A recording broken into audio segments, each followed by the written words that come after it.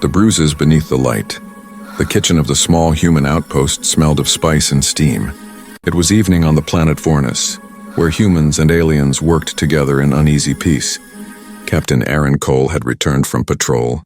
Exhausted and hungry, he pushed open the kitchen door, expecting to see the same warm smile of his alien cook, Lyra. But that night her smile was missing. Lyra was a gentlewoman from the Thrin species, with light blue skin that shimmered softly under the kitchen lights. She moved quietly, always polite, always careful not to upset anyone. Aaron had always admired how calm she stayed, even when other soldiers barked at her for no reason. But tonight something was wrong. Her movements were slow. Her hands trembled when she passed him a plate of stew. "Lyra, are you okay?" he asked softly.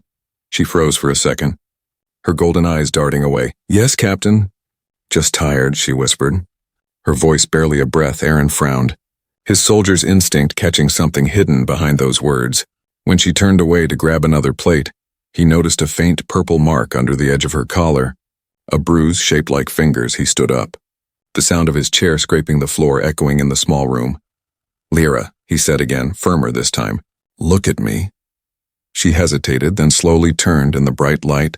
He saw it. Dark bruises along her neck and arms, not old scars, but fresh ones. Her eyes glistened as she tried to smile. "I fell," she said quickly. But the tremor in her voice betrayed her. Aaron's jaw tightened. He had seen enough lies on battlefields to know one when he heard it. "Who did this to you?" he asked quietly, but his tone carried danger. Lyra shook her head in panic. "Please, Captain, don't ask." "They'll hurt me again." Her voice cracked on the last word, and tears rolled down her pale cheeks. Aaron felt a cold rage build inside him. No one, human or alien, should be treated like this. He took a deep breath, forcing himself to stay calm. "Tell me, Lyra," he said softer now. "I can help." But she only whispered, "You can't stop them. They're from the trade ships. He knew exactly who she meant. The smugglers and supply dealers who brought food and fuel to the outpost. They often hired alien workers, treating them like property. Aaron's hands clenched into fists. He had tolerated their arrogance for months. But this was too far. He looked around the kitchen. Every pan, every piece of metal, every drop of light suddenly felt too still, too sharp. The silence pressed heavy in his chest. Lyra stood there shaking, afraid to breathe. Aaron finally said, in a low voice that made her flinch, "Tell me where they stay." She shook her head quickly. "No, please, they'll kill you." Aaron's eyes hardened. "They can try." For a moment their eyes met. Something passed between them, a spark of trust. Maybe hope. She hesitated, then whispered, "Dockyard 9, the gray ship with the red lights." Aaron nodded slowly.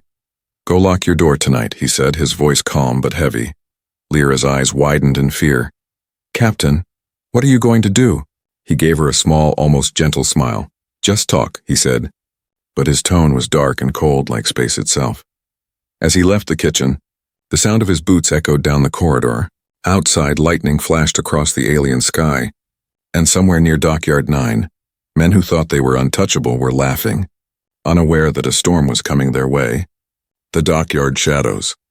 The rain fell hard over the outpost that night, washing dust and sin into the metal gutters. Aaron Cole walked through the storm in silence, his coat pulled tight, his eyes fixed on the lights ahead. Dockyard 9 was quiet, except for the hum of power cores and the smell of engine oil. Ships slept in long rows like beasts in cages, their hulls dripping with rainwater. Aaron's boots splashed through puddles as he moved closer to the gray ship with the red lights. He could hear laughter inside, the kind of cruel laughter that told him he was in the right place. Voices echoed through the metal corridor of the cargo bay. He peered through the open hatch. 3 men sat around a table, their uniforms dirty, their hands stained with the kind of work that didn't come from trade, smuggling, slave trading pain. One of them was the outpost supply officer, Lieutenant Rax, a man Aaron had always distrusted. Aaron stepped inside quietly, the rain dripping from his hair. None of them noticed at first, too drunk to care. "Looks like our cook learned her place today," Rax said with a laugh, raising a bottle. The others laughed. Pounding the table, Aaron's eyes darkened, every word slicing through him like a blade. He didn't speak right away. He just reached out and shut the cargo hatch behind him with a slow, echoing click. The sound made the men turn, and the laughter died. "Captain Cole?" Rax said, standing halfway, surprise flashing in his eyes. What are you doing here? Aaron stepped closer, the dim red lights making his face look carved from stone. I came to talk, he said evenly. About what? One of the others asked, a nervous smile forming. Aaron's gaze swept across the table, landing on a small silver chain lying there. It was Lyra's. It had her name engraved in the alien script. About her, Aaron said quietly. Picking up the chain, Rax's face twisted. She's just a cook, he said. Don't tell me you care about that alien. Aaron's hand closed around the chain, the metal cutting into his skin. You hit her, he said, voice calm. Why? Rax sneered. Because she's property, Captain. She belongs to the Trade Corps. They do what they want. We just keep them in line. The room went silent. The other men shifted nervously. Aaron took one slow step forward, then another. You think anyone belongs to you? He asked, his voice quiet but dangerous. Rax laughed once, low and mocking. You can't stop it, Cole. Everyone knows the deals. Even command looks the other way. Aaron didn't argue. He just reached out and slammed Rax against the wall, the sound echoing through the metal hull. The other two jumped up, one reaching for a weapon. Aaron's fist moved faster, sending him crashing over the table.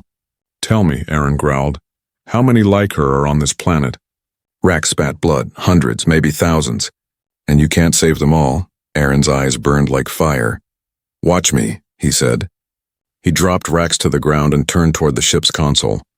His fingers moved over the controls, accessing cargo records when the list appeared. His heart pounded harder, names, species, ages, rows of living beings treated as inventory. He took a deep breath and copied the entire log into his wrist pad.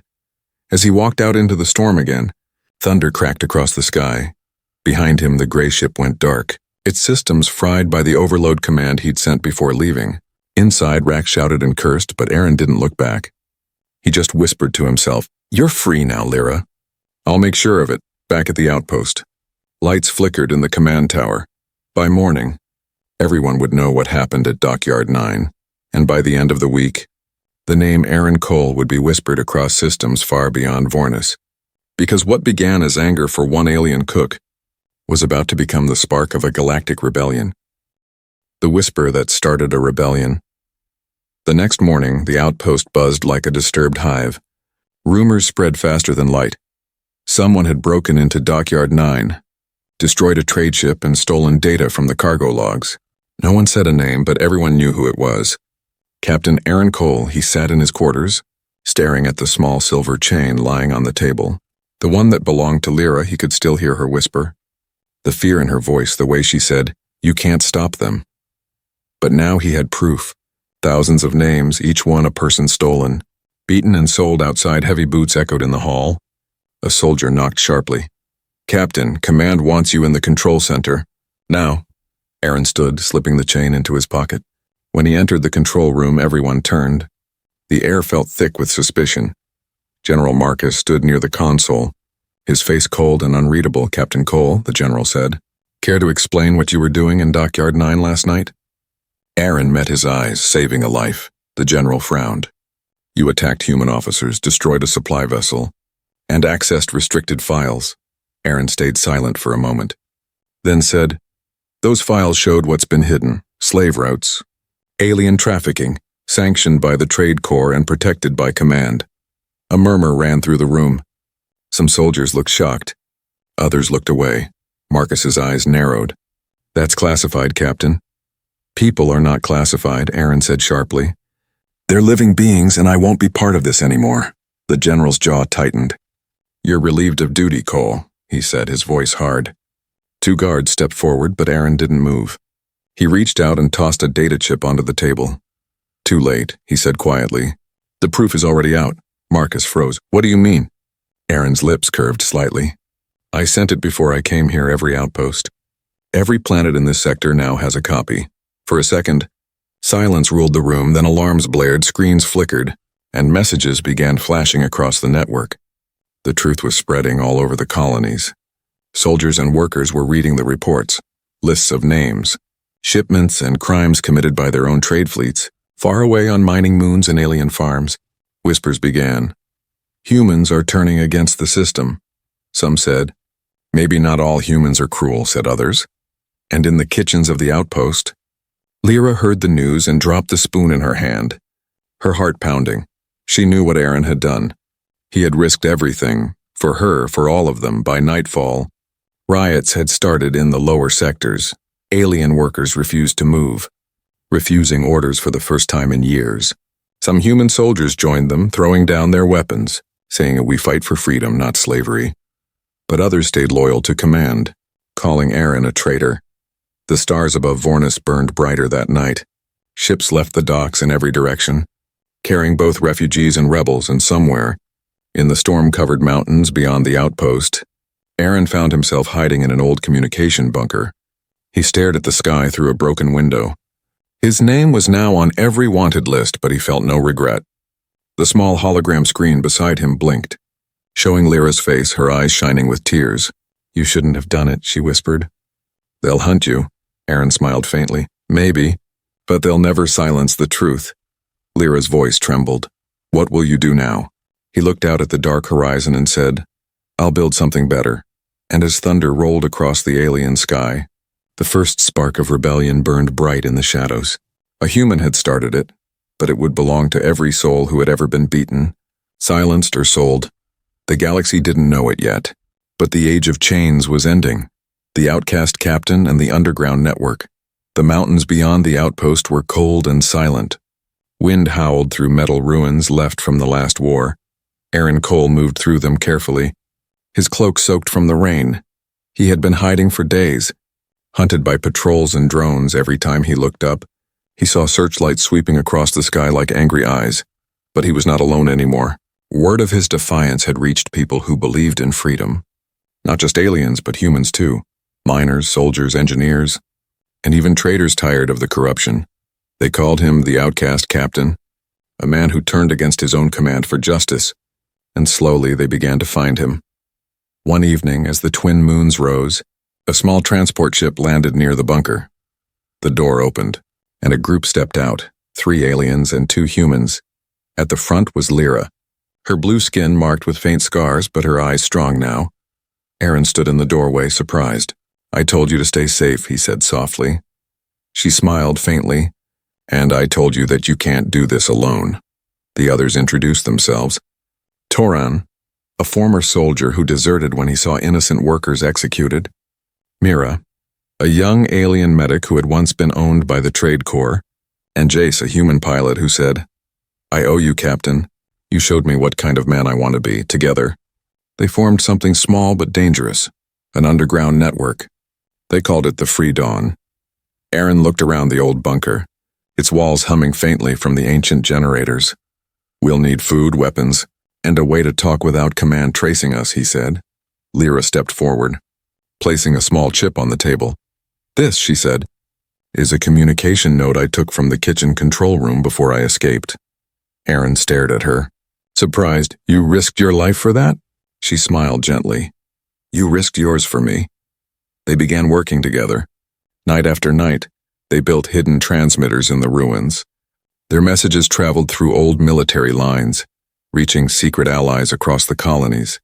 Each broadcast began with the same words: "This is the Free Dawn. Humanity and unity for all species." The message spread faster than the command could stop it. Workers began to rise on mining planets. Refusing to serve, cargo ships were seized, slave collars destroyed. Even some officers turned, sending supplies secretly to the rebels, and through it all, Aaron and his small crew became symbols of defiance. But the cost was heavy. One night, as they prepared to move their base, a scout rushed in shouting, "They found us!" Searchlights lit the valley and the roar of gunships filled the sky. Aaron shouted, "Get to the transport." Lyra grabbed the data drives. Mira pulled the wounded toward cover. Blasts rocked the ground. Fire and dust filled the air. Aaron stayed behind to cover them, firing from the ridge until the last shuttle lifted off. The explosion threw him back, but he kept fighting, his rifle glowing red-hot. When the gunfire finally stopped, silence fell over the valley. The gunships were gone, but so was Aaron hours later. The survivors looked down from orbit. The valley was burning, but the signal beacon was still flashing from the ground. "This is the Free Dawn," it repeated. "Freedom cannot be silenced." Lyra's tears fell silently as she stared at the screen. "He's still alive," she whispered. He has to be. And somewhere in the smoke and shadows below, a figure moved slowly through the wreckage, bruised, bleeding, but alive. The Outcast Captain had just survived death itself, and the galaxy's most dangerous rebellion had only begun. The return of the Outcast Captain, the valley lay in ruins. Burned black by the gunships, ash and smoke drifted in the cold air.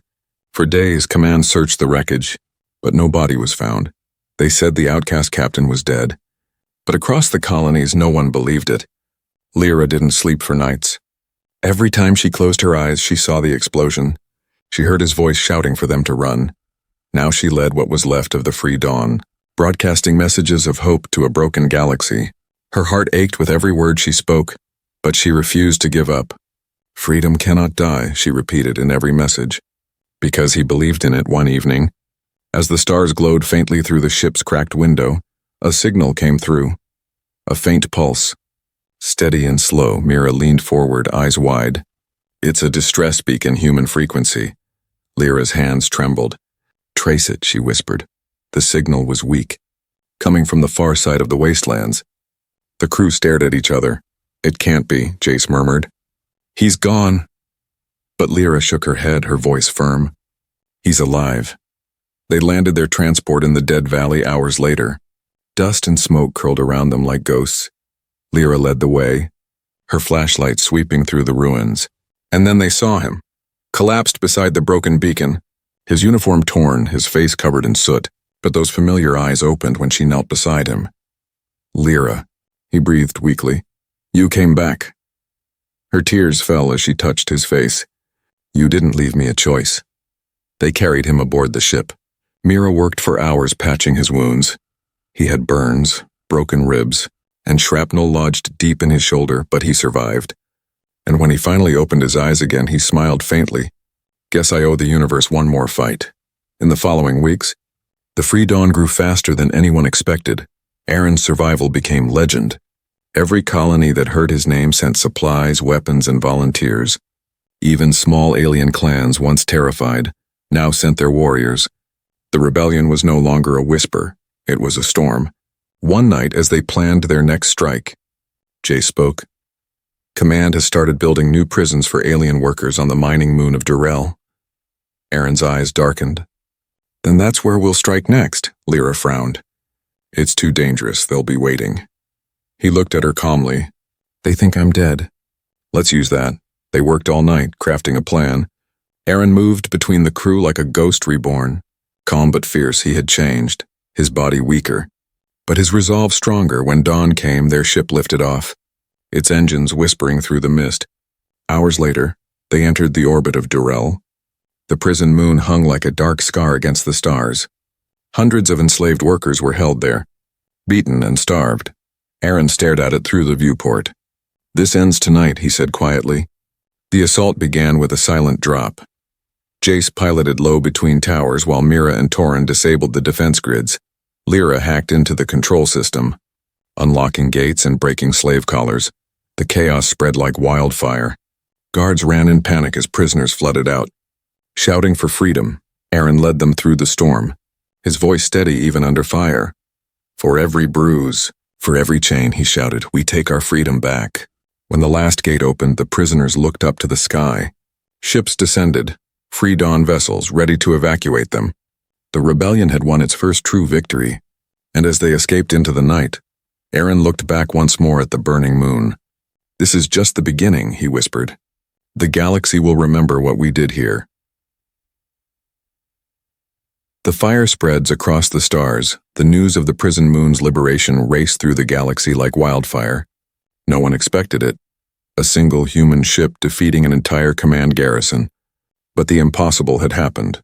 The Free Dawn had become more than a rebellion. It had become a symbol.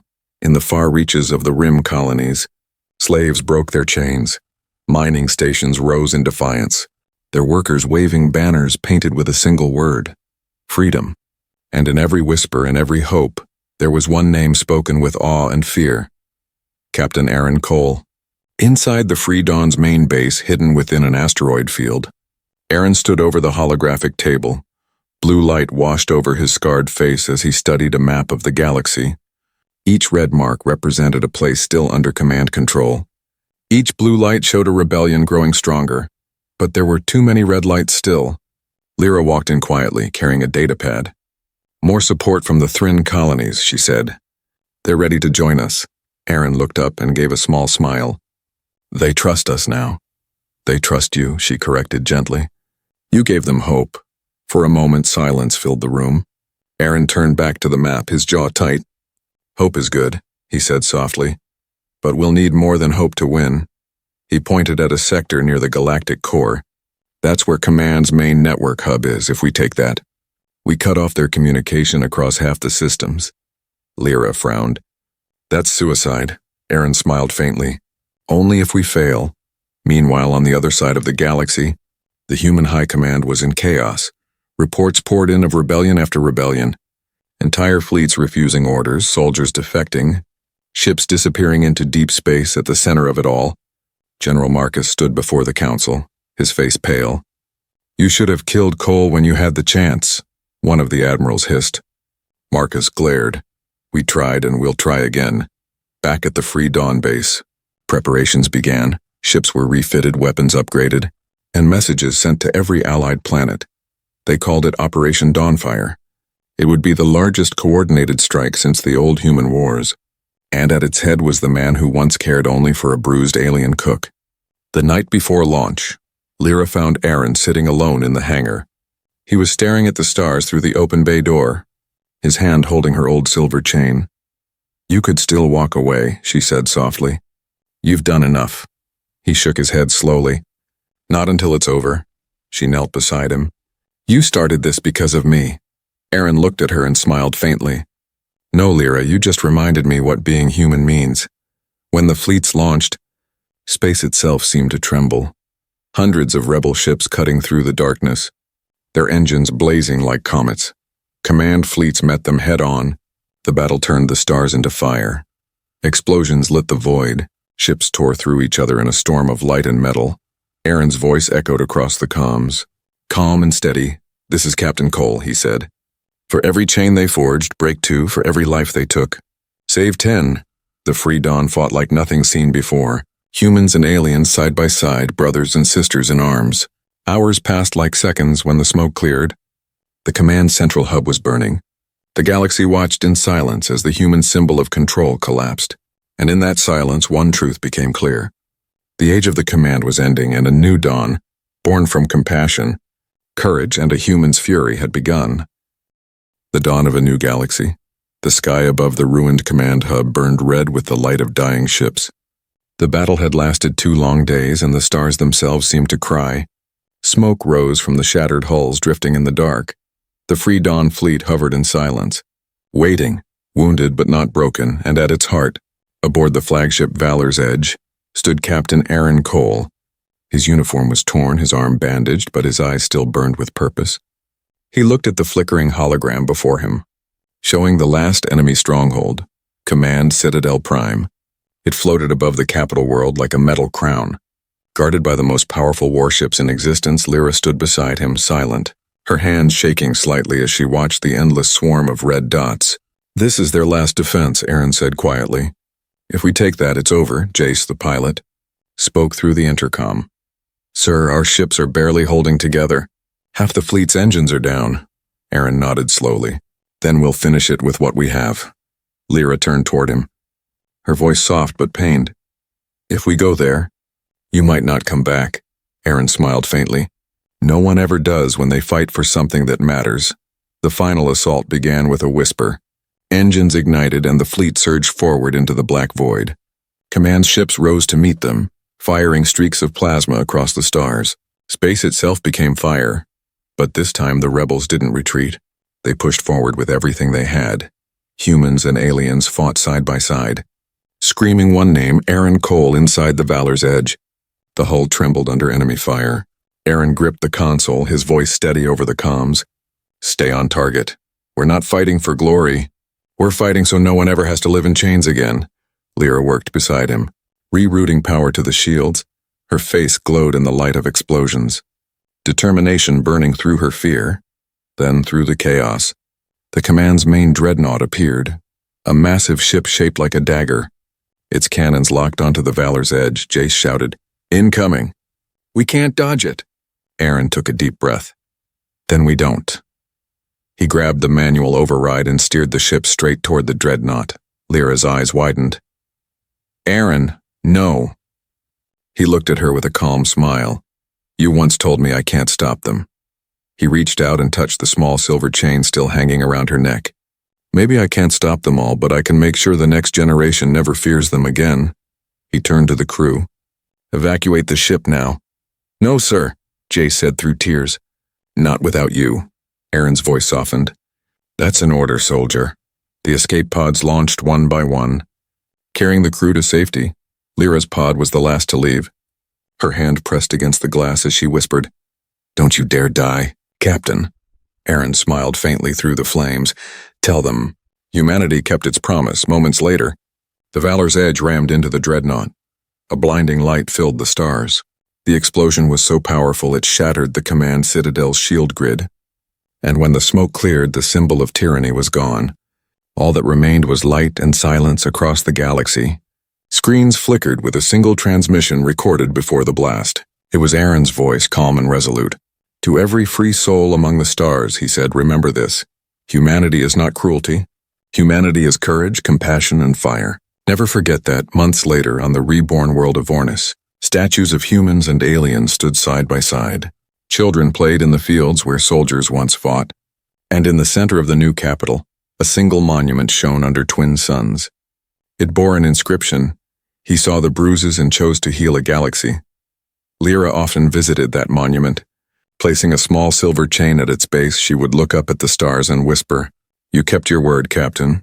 And high above, among the stars that now belonged to everyone, the legacy of one human burned forever.